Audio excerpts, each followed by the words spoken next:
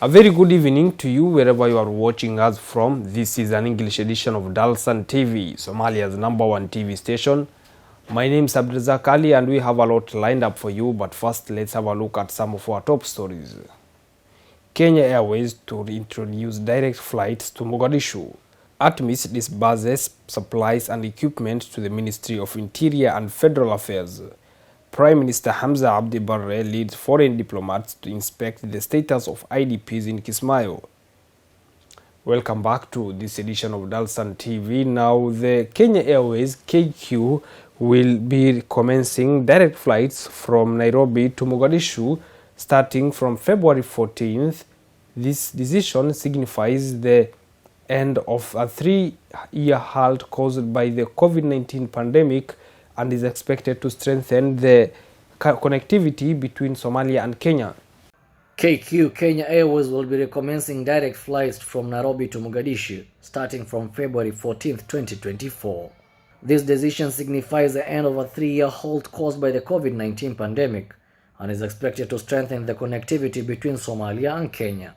With a flight schedule of 3 times per week, specifically on Mondays, Wednesdays and Saturdays, Kenya Airways aims to emphasize the significance of economic collaboration between the two countries. This initiative is as a result of the recently established bilateral air services agreement, which represents a positive shift in diplomatic ties and shared economic objectives. The flight KQ departs Nairobi at 14:00 hours and arrives in Mogadishu at 15:45 hours. A return flight KQ departs Mogadishu at 16:35 hours and returns to Nairobi at 18:20 hours. The flight tickets are to be estimated to be approximately $1,050. In addition to Mogadishu, KQ is becoming increasingly popular worldwide.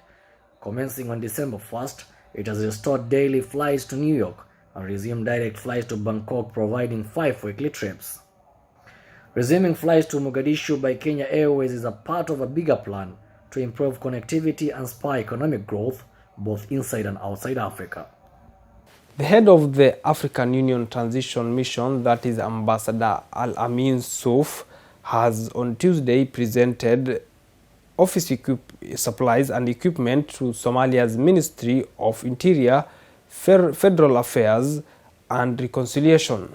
Special representative of the chairperson of the African Union and head of ATMIS, Ambassador Souf Mohammed Al-Amin has on Tuesday presented office supplies and equipment to Somalia's Ministry of Interior, Federal Affairs and Reconciliation.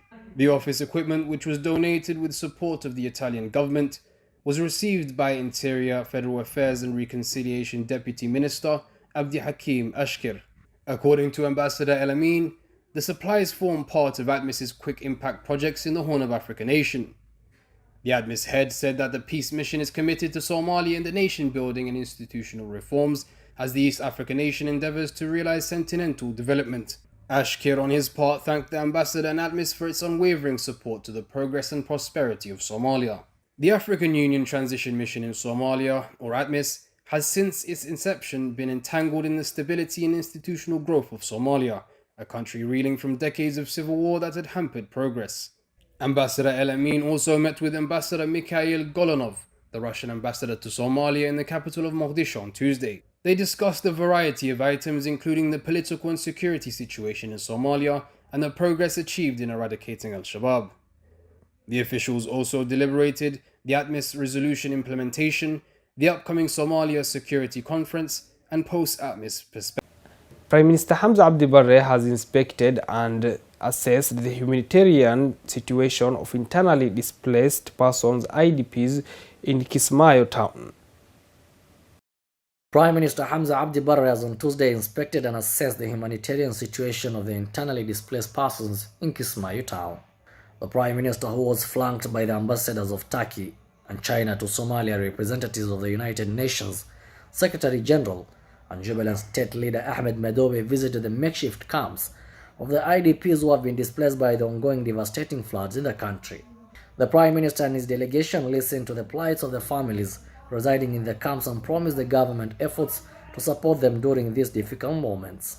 He called on international humanitarian agencies to expedite their intervention and help families ravaged by the torrential rains.